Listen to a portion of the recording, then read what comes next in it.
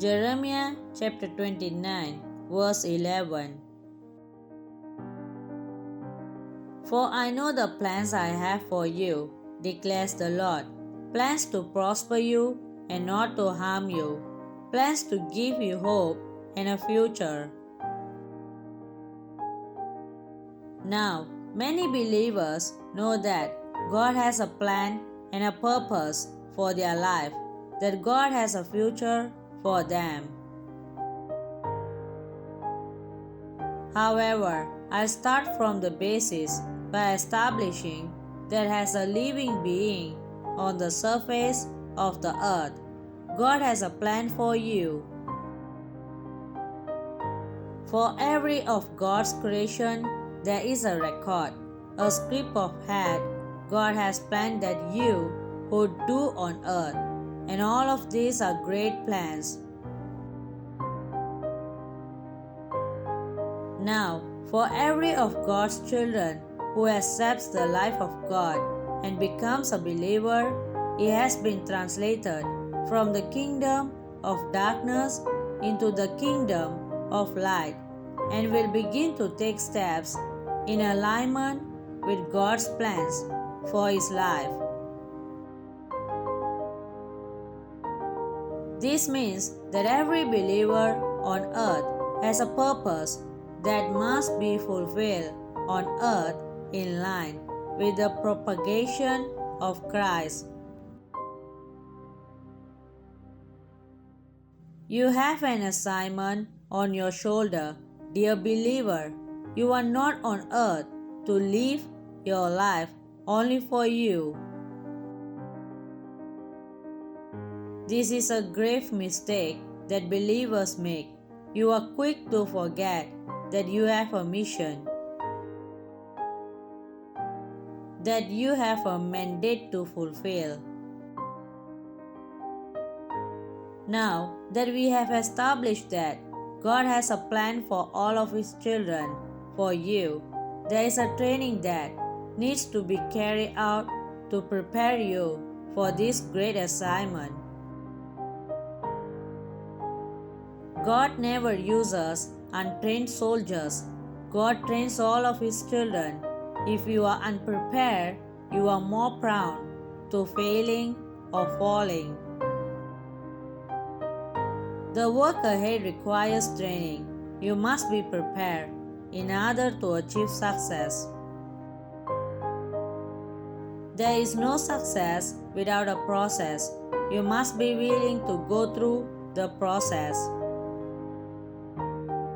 The more responsibility God has placed on you, the greater the sacrifice and training you need to prepare you for this assignment, and it's important to be willing to go through this period of training.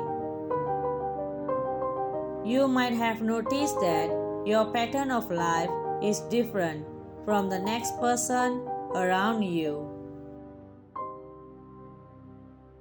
Although the plan for all of God's children leads to one end, the paths in which they take is different, and you must have realized that God's dealing with you is personal. Based on the assignment of each person, God trains them in the relevant lessons they need to learn. Think about the stories from the Bible of people God used. He entrusts Job, Joseph, Daniel, Moses, David, Isaiah, Paul, and many others with major training. Remember, face great trials. In fact, we remember them because of how they faced their trials. Had they never faced a major trial, we probably wouldn't know their name. This has a very big implication on our life if we desire to be used by God for His glory.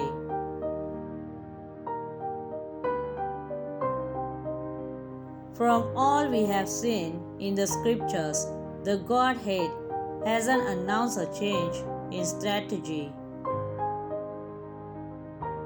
God still trains. God still uses trials. God uses only men whom He had tried and tested, men whose heart can be trusted. God is looking for only willing and yield vessels, not qualified vessels, because He qualifies those He calls. Are you willing to give yourself to God's training? It might not be pleasant at the moment. It might hurt your flesh, your ego. For instance, God asks you to publicly apologize to someone who honestly hurt you very bad.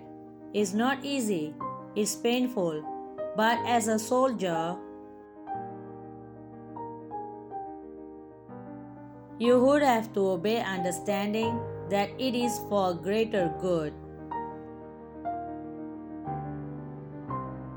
Romans chapter 5 verse 3 to 6 says, "Not only so, but we also glory in our sufferings, because we know that suffering produces perseverance, perseverance character, and character hope.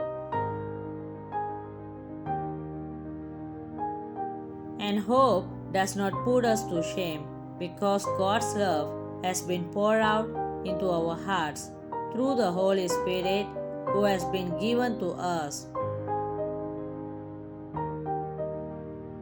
You see, at just the right time, when we were still powerless, Christ died for the ungodly. When God trains you, He breaks you, He builds you into character, He works out the fruits of the Spirit within you and helps you to develop faith and trust in Him. God bless you.